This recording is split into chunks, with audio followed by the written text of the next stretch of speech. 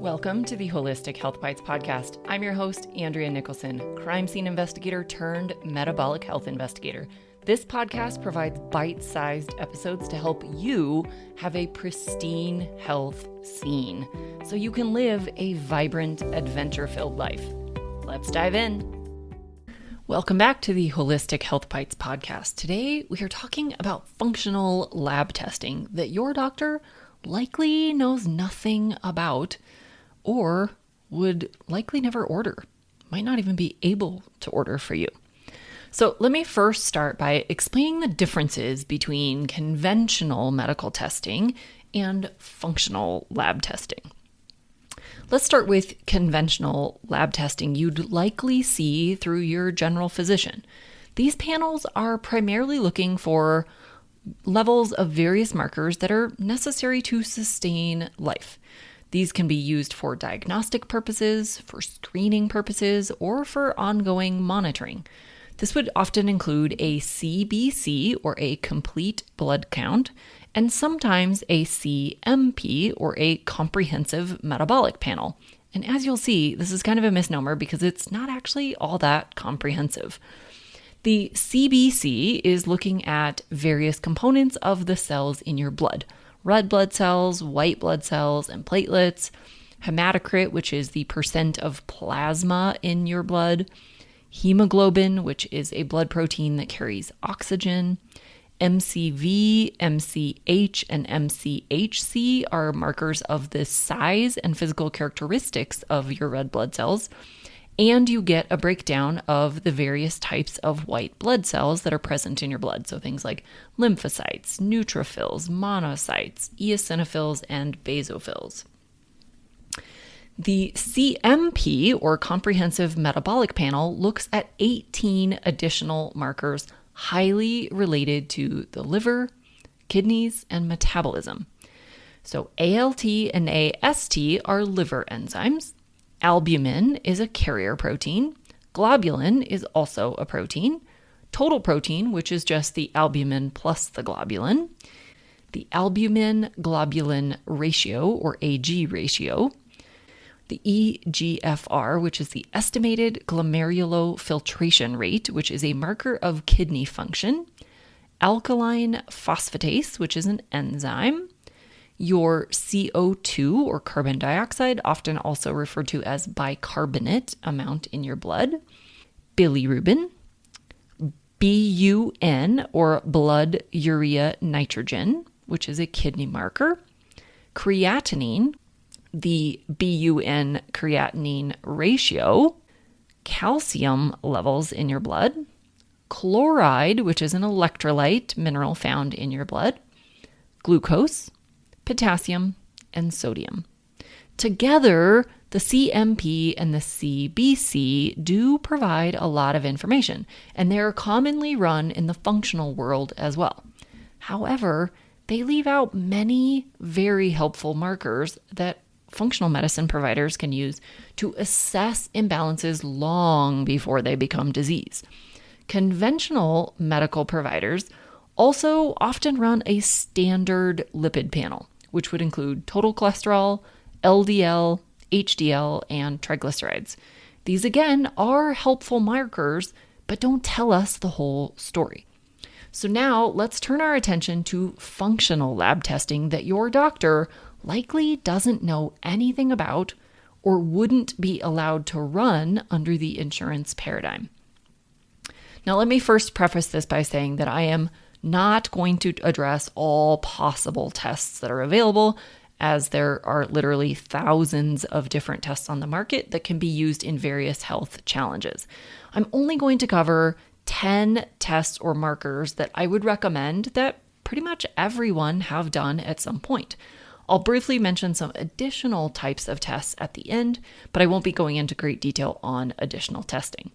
So the first test that I love is called a stress and metabolic profile. This is a saliva test that you collect at home that looks at your daily cortisol rhythm, fasting and non-fasting insulin, DHEA, which is a hormone, and secretory IgA. This is a marker of your immune function. Now, I love this panel because it's non-invasive, it's really inexpensive, and it provides a ton of great detail about how your body is functioning. With these results, we can then take a holistic approach to addressing stress handling, hormone imbalances, immune health, blood sugar handling, and your overall brain-body communication. This is my favorite test to start clients with because it provides a high-level yet detailed overview of what's going on in your body. Many clients find complete relief from their health challenges through addressing the imbalances found on this test. The second test is a simple marker that can be added on to any blood panel, and this is a fasting insulin. This is the first of the blood sugar handling markers to become dysregulated, and yet most doctors don't order it. When the first signs of insulin resistance are developing, insulin will start to rise because the body's not responding to the presence of insulin. You'll start producing more and more insulin to do the job. If we look at fasting insulin, we can catch this elevation potentially decades before diabetes develops. Unfortunately, most doctors don't run this because there's no diagnosis they can provide and no medication or procedure to fix it. It's all diet and lifestyle. Now, this is such a cheap marker, it's astounding that more doctors won't run it. Unfortunately, it's likely that the insurance model is what's preventing it. The third test is comprehensive thyroid testing. This again is a blood test that can be added on to any blood panel, and this includes a TSH, free T3, total T3, free T4, total T4, reverse T3, TPO antibodies, and TGB antibodies. This full panel tells us how the communication between the brain and the thyroid is working and how your body is producing and using the various forms of thyroid hormones. The antibodies then give us information about potential autoimmune thyroid processes. The fourth test is some advanced lipid testing known as apolipoproteins, specifically ApoA1 and ApoB. These are little known markers related to cholesterol that can be obtained via, again, any standard blood test. Apolipoproteins are proteins involved in lipid metabolism. Apolipoprotein A1, or ApoA1, is associated with the HDL. Apolipoprotein B, or ApoB, is associated with VLDL, IDL, LDL, and lipoprotein a. These two markers individually provide enhanced detail into the various types of lipoproteins that you have, and we can evaluate the ratio between the two for assessing overall risk factors. Current research is showing that these two are far superior markers to the standard lipid panel. The fifth test is a comprehensive iron panel. Again, this can be added on to any standard blood panel. Many doctors don't look at iron at all, but iron plays a key role in carrying oxygen throughout your body. Both too much and too little is problematic. The comprehensive blood panel looks at total iron, which is iron found in the blood that's attached to the carrier protein called transferrin. This is the last marker to show imbalances. So if you're looking at your blood work and you see a total iron or serum iron, if that's the only iron marker, you're not getting all the information. The second marker on this panel is a total iron binding capacity, which is the approximation of the amount of transferrin you have in your blood. Again, that's the carrier protein that's going to carry the iron in the blood. The third marker on this panel is iron saturation. This is basically looking at how much of your transferrin, the carrier protein, has iron attached to it. And lastly, we have ferritin. This is the most important marker of all of them. This is the storage form of iron. So when we look at all of these markers together, we can more fully assess any iron handling imbalances. The sixth type of testing that I love to use with my clients are stool testing. Millions of people are struggling with digestive and gut health issues. This is a very common problem that I see in my practice. There are a lot of different kinds of stool tests on the market that will assess not only your gut microbes, but also your intestinal health. My favorite stool test is called the GI map, and this test is evaluating normal bacteria, opportunistic or overgrowth bacteria, viruses, fungi, protozoa, worms, and several intestinal health markers related to digestive and intestinal health. This is a simple at-home test where you just collect a small portion of your stool and then you ship it back to the lab. Very non-invasive again. The 7th test is another one that you can just add on to any blood test, and this is for vitamin D. This is a simple, cheap, and highly informative test that provides insights into your vitamin D status. Vitamin D is a fat-soluble vitamin that also acts as a hormone in the body. It has hundreds of roles related to bone health, calcium regulation, inflammation, immune system, mood, and even brain health. The 8th test that I recommend for a lot of my clients, again, is just additional markers on a blood test. Inflammation markers and cardiovascular risk, specifically C-reactive protein, or CRP, high sensitivity C-reactive protein, or HSCRP, and homocysteine are 3 of my favorites. These are just a few of the inflammation markers that can be looked at on a blood test, but these 3 provide great insight into the inflammatory processes in the body related to cardiovascular health, generalized inflammation, and oxidative damage. CRP, or C-reactive protein, is a marker of the acute phase inflammation, meaning it rises within the first couple of hours of the inflammatory process beginning. It's also a good marker for generalized inflammatory processes. High sensitivity CRP, or HSCRP, is a more sensitive test that evaluates cardiovascular risk. Homocysteine is an amino acid that is often looked at to assess vitamin deficiencies, B12, folate, and B6. Elevations in homocysteine have been linked to increased cardiovascular disease risk. The 9th type of testing that I love is adrenal testing specifically. This can be done via saliva or urine and looks at cortisol and cortisone rhythms throughout the day.